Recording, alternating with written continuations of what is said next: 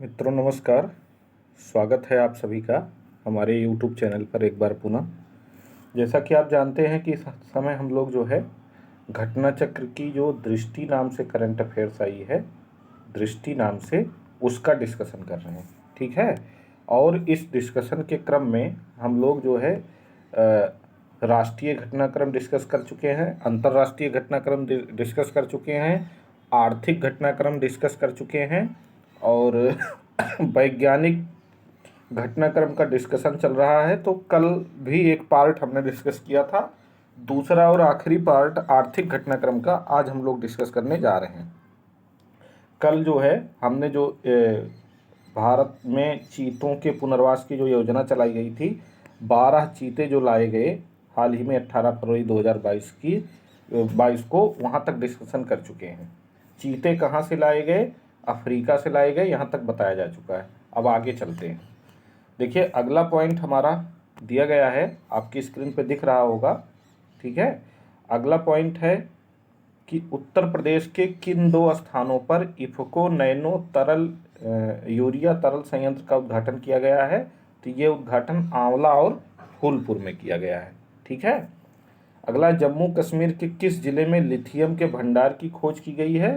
तो ये रियासी जिले के सलाल हैमाना क्षेत्र में, रियासी जिले के सलाल हैमाना क्षेत्र में। विश्व में सर्वाधिक ज्ञात लिथियम भंडार किस देश में है? तो ये चिली में है।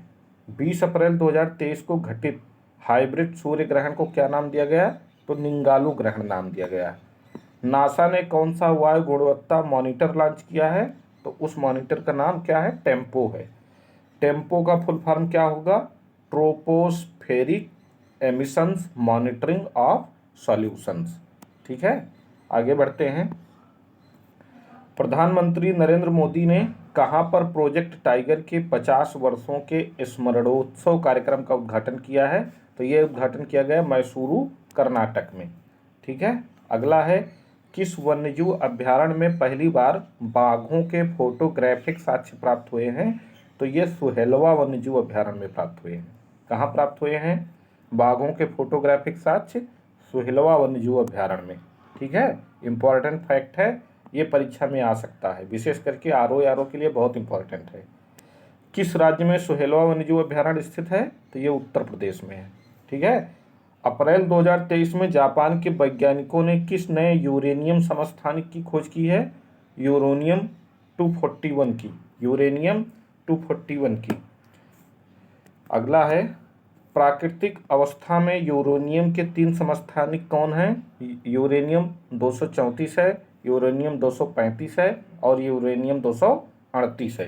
234, 235 और 238। केरल के राज्य अंतर्देशीय नेविगेशन निगम ने कहाँ पर भारत के पहले सौर ऊर्जा संचालित पर्यटक पोत का अनावरण किया है? तो ये कोच्चि में किया गया। कहाँ किया गया है? कोच्चि में। भारत का पहला सौर ऊर्जा संचालित पर्यटक पोत क्या है? उसका नाम क्या? सूर्यांशु नाम है। इंपॉर्टेंट है। ठीक है। भारत का पहला सौर ऊर्जा संचालित पर्यटक पोत कौन है? सूर्यांशु है। विश्व का पहला गिद्ध संरक्षण और प्रजनन केंद्र कहाँ स्थापित किया गया है? तो ये उत्तर प्रदेश के, मतलब भारत के उत्तर प्रदेश में स्थापित किया गया है, महाराजगंज जिले में, उत्तर प्रदेश के महाराजगंज जिले में। ठीक है। गिद्ध प्रजनन एवं प्रशिक्षण केंद्र। अगला है, यह प्रधानमंत्री नरेंद्र मोदी ने बड़ी बिल्ली प्रजातियों को बचाने के लिए इंटरनेशनल बिग कैट अलायंस की शुरुआत की। शुरुआत की जो है, कितनी बड़ी बिल्लियों की प्रजातियों को बचाने के लिए? तो 7। ये 7 बड़ी बिल्लियां कौन कौन सी हैं? शेर है, बाघ है, तेंदुआ है, हिम तेंदुआ है, प्यूमा है, जगुआर है और चीता है। ठीक है। केंद्र सरकार द्वारा कितने नए परमाणु रिएक्टरों की स्थापना के लिए अनुमति प्रदान की गई है? तो 10। इनकी स्थापना किन राज्यों में की जाएगी? कर्नाटक में होगी, हरियाणा में होगी, मध्य प्रदेश में होगी और राजस्थान में होगी। ठीक है। आगे बढ़ते हैं। अगला पॉइंट हमारा है, स्थापित किए जाने वाले इन रिएक्टरों की क्षमता क्या होगी? तो 700 मेगावाट होगी। ठीक है। उड़ीसा सरकार द्वारा किन पहाड़ियों को जैव विविधता विरासत स्थल घोषित किया गया है? गंधमर्धन पहाड़ियाँ, उनका क्या नाम है? गंधमर्धन पहाड़ियाँ।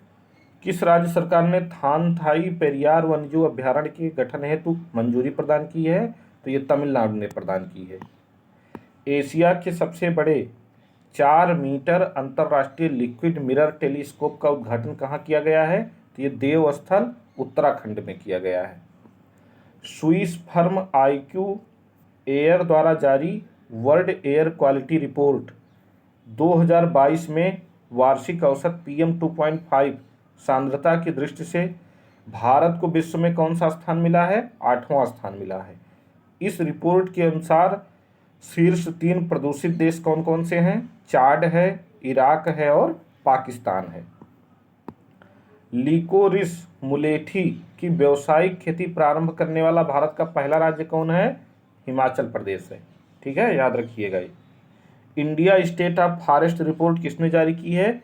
केंद्रीय पर्यावरण, वन एवं जलवायु परिवर्तन मंत्रालय ने जारी की है। ISFR रिपोर्ट किसके द्वारा तैयार की जाती है? तो ये भारतीय वन सर्वेक्षण द्वारा तैयार की जाती है। भारत में कुल वनावरण एवं वृक्षावरण कितना है? 80.9 मिलियन हेक्टेयर है। कितना है? 80.9 मिलियन हेक्टेयर। इंपॉर्टेंट फैक्ट है, ये आ सकता है। देश के कुल भौगोलिक क्षेत्र का 24.62% वनावरण एवं वृक्षावरण है। ठीक है, केवल वनावरण नहीं, वनावरण और वृक्षावरण मिला के कुल भौगोलिक क्षेत्रफल का 24.62% है।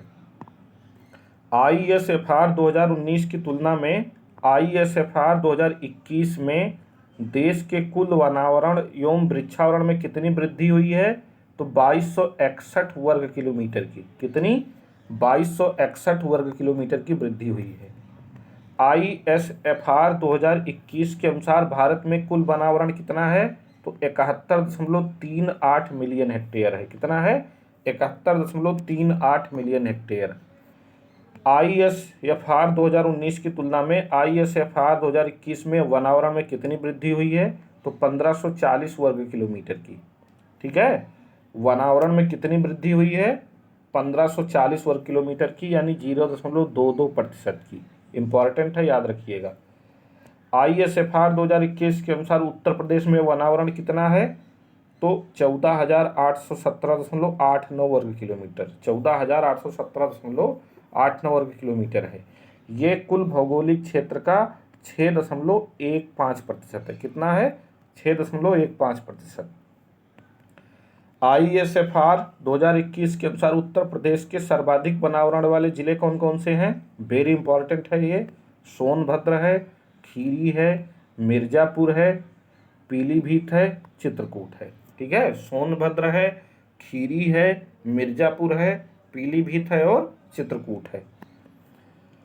ISFR 2021 के अनुसार सर्वाधिक वनावरण प्रतिशतता वाले 5 जिले कौन कौन से हैं? सोनभद्र है, चंदौली है, चित्रकूट है, पीलीभीत है और श्रावस्ती है। भारत के प्रथम वायुसेना विरासत केंद्र का उद्घाटन कहाँ किया गया है? तो ये उद्घाटन हुआ चंडीगढ़ में। भारत ने किस देश को एक तीव्र गश्ती पोत और लैंडिंग क्राफ्ट पोत सौंपा है? तो ये मालदीव को सौंपा है। संयुक्त सैन्य अभ्यास धर्म गार्जियन का आयोजन कहाँ किया गया है? कैंप इमाजू, जापान में किया गया है। धर्म गार्जियन किन देशों के बीच आयोजित किया जाता है? तो ये भारत और जापान के बीच आयोजित किया जाता है। हिंदुस्तान एरोनॉटिक्स लिमिटेड ने किसे एक उन्नत हल्का हेलीकॉप्टर मार्क 3 प्रदान किया है? तो ये मॉरिशस को प्रदान किया है। ठीक है, किसको प्रदान किया है? मॉरिशस को। चलिए आगे बढ़ते हैं। अगला है, देखिए, स्वदेश निर्मित लड़ाकू विमान को INS विक्रांत पर सफलतापूर्वक लैंड करवाया गया। तेजस। ठीक है, तेजस LCA नेवी ने। देश की सबसे बड़ी हेलीकॉप्टर विनिर्माण सुविधा केंद्र का उद्घाटन कहाँ किया गया? तुमकुरू, कर्नाटक में किया गया। ठीक है, हेलीकॉप्टर विनिर्माण सुविधा का निर्माण किसके द्वारा किया गया? हिंदुस्तान एरोनॉटिक्स लिमिटेड द्वारा। किस स्वदेशी विध्वंसक युद्धपोत के परीक्षण के लिए पहली बार उसे समुद्र में उतारा गया? INS इम्फाल। किस प्रोजेक्ट के तहत युद्धपोत इम्फाल का निर्माण किया गया? प्रोजेक्ट 15B अजय वारियर 2023 का आयोजन कहाँ किया गया? सैलीबरी मैदान, यूनाइटेड किंगडम में किया गया। ठीक है, इसका आयोजन किन देशों के बीच किया गया? तो भारत और यूनाइटेड किंगडम के बीच किया गया। सैन्य खर्च पर सिपरी की रिपोर्ट 2022 के अनुसार वर्ष 2022 में शीर्ष 3 सैन्य खर्च व्यय करने वाले देश कौन कौन से हैं? संयुक्त राज्य अमेरिका है, चीन है, रूस है। ठीक है, भारत सैन्य खर्च के मामले में विश्व में किस स्थान पर है? चौथे स्थान पर है। अभ्यास कोप इंडिया 2023 का आयोजन वायुसेना स्टेशन कलाईकुंडा, पानगढ़ और आगरा में हुआ। इसमें शामिल हुए भारतीय वायुसेना और अमेरिकी वायुसेना। विश्व का पहला तरल हाइड्रोजन संचालित पोत कौन है? तो इसका नाम है MF हाइड्रा। क्या नाम है? MF hydra.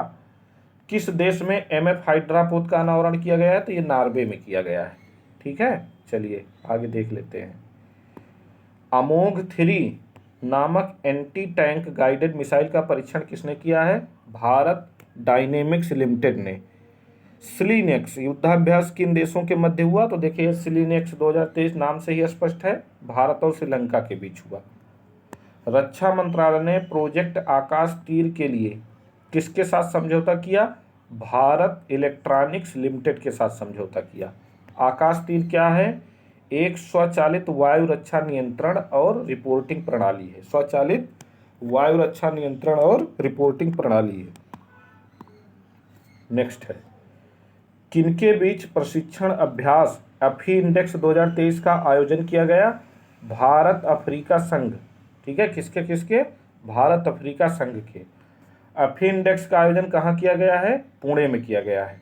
किस पोत को राष्ट्रपति द्रौपदी मुर्मू द्वारा प्रेसिडेंट कलर प्रदान किया गया? INS द्रोणाचार्य को। इंपॉर्टेंट है ये। ठीक है, trends in international arm transfers 2022 नामक रिपोर्ट किसने जारी की है? सिपरी ने जारी की है। वर्ष 2018 से 22 के मध्य विश्व का शीर्ष शस्त्र आयातक देश कौन है? तो ये भारत है। भारत का शीर्ष शस्त्र आपूर्तिकर्ता देश कौन है? तो रूस है।